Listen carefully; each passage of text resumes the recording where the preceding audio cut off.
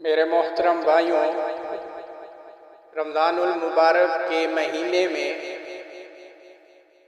بہت سارے گناہ انسان چھوڑ دیتا ہے، لیکن کچھ گناہ ایسے ہیں جو انسان کرتا رہتا ہے اور انسان ان گناہوں کو گناہ ہی نہیں سمجھتا، حالانکہ وہ گناہ اتنے بڑے گناہ ہیں کہ وہ تمام نیکیوں کو آگ کی طرح راکھ کر کے رکھ دیتے ہیں۔ جیسے آگ کسی چیز کو جلا کے رکھ دیتی ہے، یہ اسی طرح نیکیوں کو جلا کے رکھ دیتے ہیں، اور یہ گناہ اتنے بڑے ہیں کہ اس کی نحوست انسان کے اوپر اتنی پڑتی ہے کہ انسان نماز کے سجدے سے بھی محروم ہو جاتا ہے۔ تو آپ نے دیکھا ہوگا عموماً جو لوگ گانا سنتے ہیں وہ گانا سننا چھوڑ دیتے ہیں، جو لوگ شراب پیتے ہیں وہ شراب پینا چھوڑ دیتے ہیں، جو لوگ ناجائز حرام کھاتے ہیں وہ حرام کھانا چھوڑ دیتے ہیں، جو لوگ چوری کرتے ہیں وہ چوری چھوڑ دیتے ہیں، جو لوگ زنا کرتے ہیں وہ زنا چھوڑ دیتے ہیں، جو لوگ شراب پیتے ہیں وہ شراب چھوڑ دیتے ہیں۔ لیکن چند گناہ انتہائی خطرناک گناہ ہیں، لیکن وہ ہم کرتے رہتے ہیں اور ہم ان گناہوں کو گناہ ہی نہیں سمجھتے۔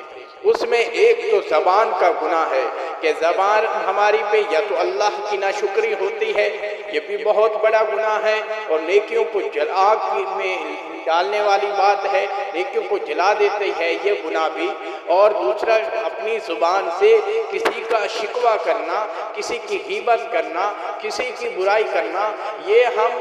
گناہ ہی نہیں سمجھتے اور ہمیں پتہ ہی نہیں چلتا، تو یہ گناہ دوسرا۔ تو اس کے ساتھ میرے بھائیوں، آنکھوں کا استعمال،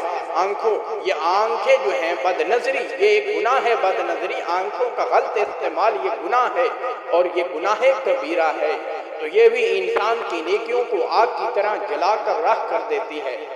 اور اس کے ساتھ میرے بھائیوں، ایک اور فتنہ جو موبائل ہے، یہ بھی ایک ایسا گناہ آج کل ہے، یہ کبیرہ گناہوں میں سے اگر ہم کہیں تو یہ غلط نہیں ہوگا کہ یہ بھی انسان کی نیکیوں کو تباہ و برباد کر کے رکھ دیتا ہے۔ تو آپ نے اس بات کا خیال رکھنا ہے، ایک تو زبان